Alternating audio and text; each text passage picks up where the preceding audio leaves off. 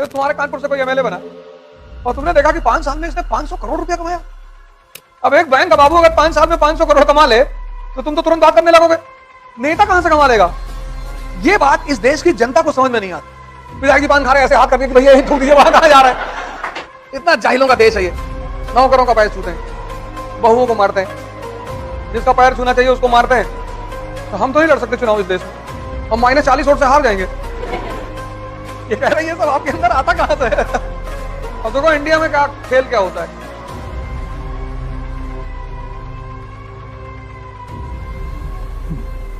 जय Hind friends.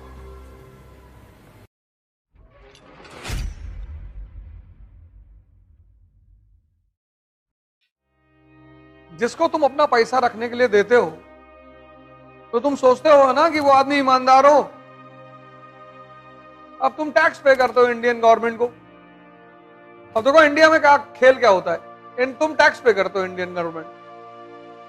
Government क्या करती है,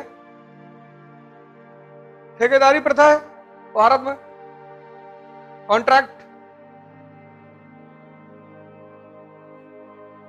कॉन्ट्रैक्टर्स है। अब इस सरकार को, भारत सरकार को फ्री अनाज बंटवाना है, फूड ग्रेन्स कानपुर में। अब सरकार क्या करेगी, तुम्हारे पैसे से अनाज खरीदेगी। तुम्हारा पैसा है, इसी से अनाज खरीदेगी।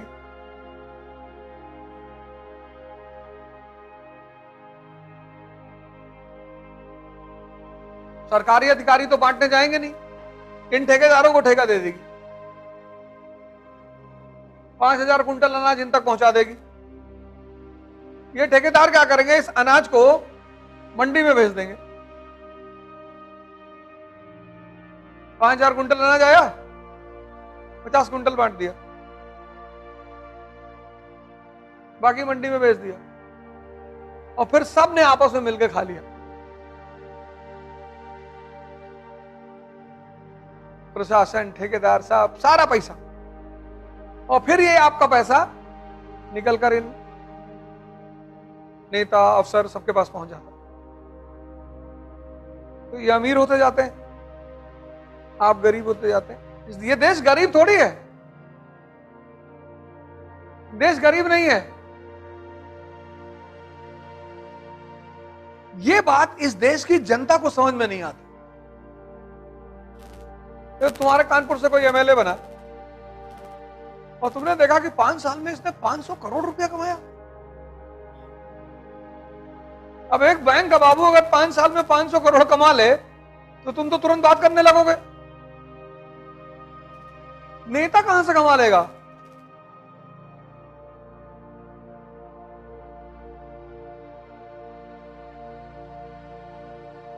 कितनी सैलरी है एक सांसद की?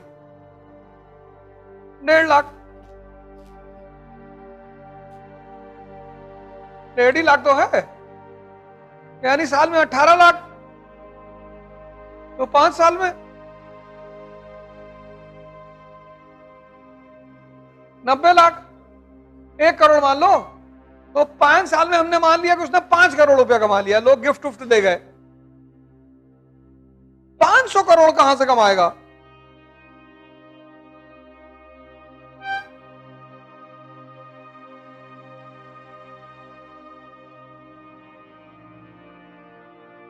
लेकिन इस देश की जनता हिसाब ही नहीं मांगती।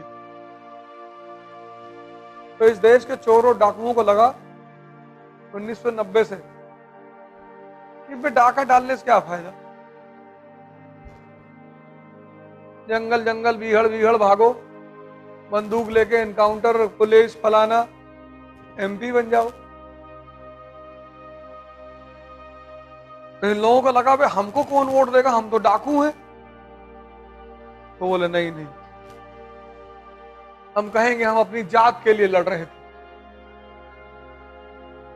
हम अपने कौम के लिए लड़ रहे थे। सब आके पीछे खड़े हो जाएंगे और जो पीछे नहीं खड़ा होगा उसको उड़ा देंगे, कहेंगे दुश्मनों का एजेंट था ये। फिर ये सब धीरे से बैठ गए विधायिका में और संसद में। अब हिंदुस्तान की पब्लिक थाली बजा रही।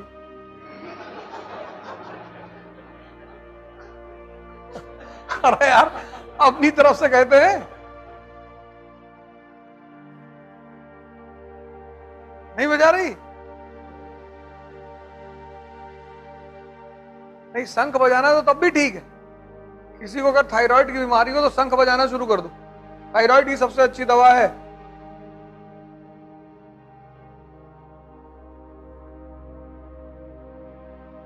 इसीलिए तो ये नेता लोग तुम्हारा पैर वैर छूते हैं। और क्या वजह है? हिंदुस्तान में अगर आप इलेक्शन लड़ना चाहते हैं, यूपी बिहार में, तो आपको एक कला आनी चाहिए, पैर छूने की कला।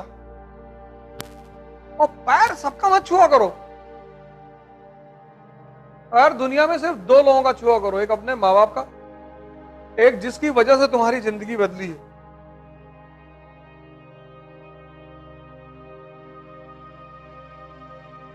मान लो यहां कोई कलेक्टर आ गया क्लास में, तो सब उठ करके पैर छूने लगोगे? तुम्हारे रिश्तेदार हैं, नमस्ते कर लो, प्रणाम, वो भी तो इज्जत है।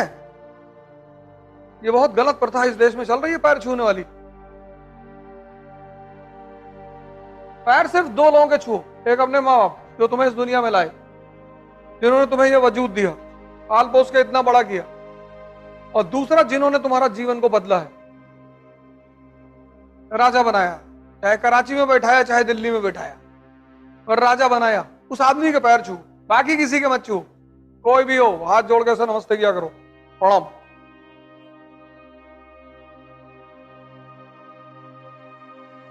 तो हम तो नहीं लड़ सकते चुनाव इस देश में। हम -40 वोट से हार जाएंगे।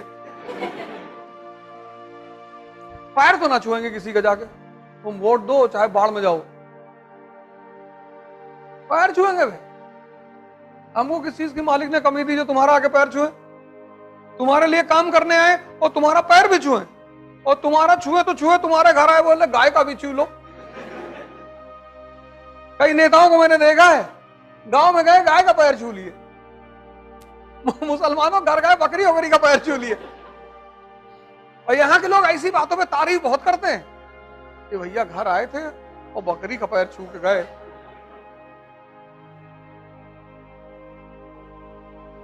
पागल है ना यहाँ की जनता।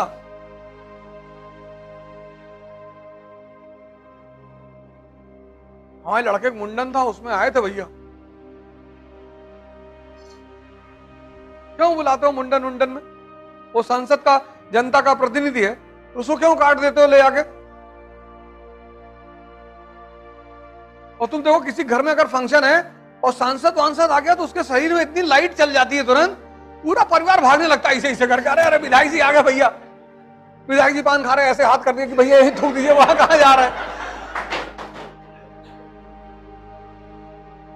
इतना जाहिलों का देश है ये। नौकरों का पैर छूते हैं, बहुओं को मारते हैं, जिसका पैर छूना चाहिए उसको मारते हैं।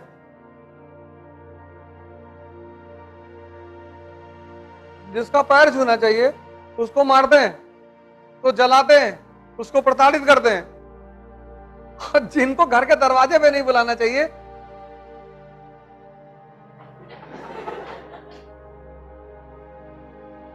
अब जब तुम नेताओं को देखोगे तुमको ये तुरंत याद आएगा, तुमको हंसी बहुत आएगी कि हमें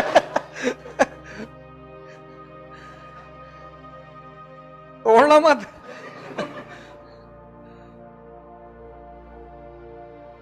है?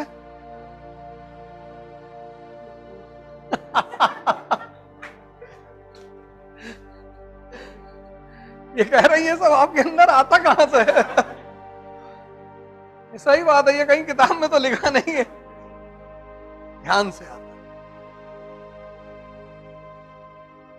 इसीलिए तो मैं तुमसे कहता हूं, इस आंख को खोलो, यहां से देखो, यहां से विवेक को पैदा करो, तुम्हारा जीवन बदल जाएगा। तुम नाहक में परेशान हो, 2 साल मेहनत करो चपक कर बैठकर, दुनिया से कटाव हो जाओ, माँ बाप को छोड़कर किसी से बात मत करो, कोई ज्यादा टेंशन करे भगा दो।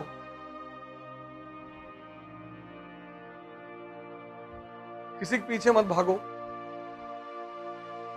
और किसी को फोन मत मिला करो जब तक वो तुमको ना मिलाए, चाहे लड़का हो चाहे लड़की। पढ़ते वक्त फोन स्विच ऑफ कर दो, और पढ़ने में डिस्टर्ब करो, उसको घबरों में बुला के खूब पीटो पहले। हाँ, कोई बीमार है तुम्हारा रिश्तेदार, तुम्हें उसकी जरूरत है, चले जाओ उसकी मदद कर दो, ये सब मानवता है। मानवता मत छोड़ो, लेकिन बेवकूफियां मत करो।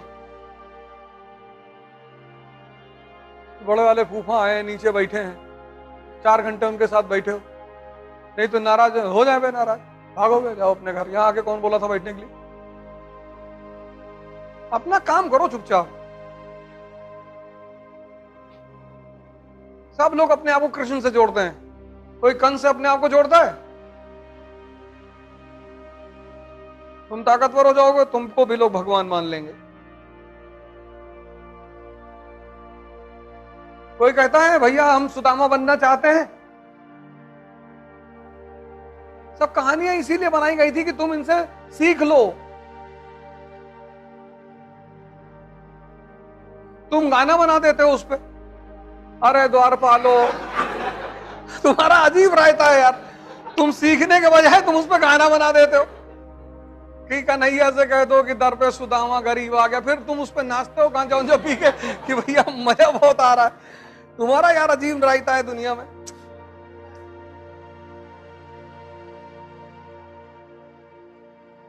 अरे भैया गलत कह रहे हैं, बताओ। गजब आदमी हो यार, तुम तो ऐसे हंस रहे हो जैसे लग रहा है कि हम कोई चीज, तुम नहीं देखते हो इन चीजों को। तुम हंस इसीलिए रहे हो कि हमको ये चीजें क्यों नहीं दिखाई पड़ी। घटती तो ये सब तुम्हारे सामने भी है ना, और तुमने गौर नहीं किया। तुम गाना सुन रहे हो, तुम भी मगन हो गए कि बढ़िया गाना बज रहा है।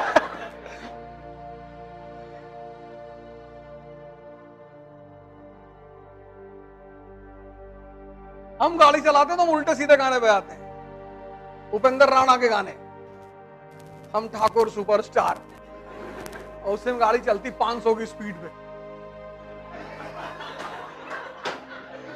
तो ये गाने में तो कुछ होता नहीं, लेकिन उसकी रिदम बड़ी प्यारी होती है। जब भी आप गाड़ी में चले और ड्राइवर गाड़ी चला रहा है तो भजन कभी मत सुनना, ड्राइवर सो जाएगा।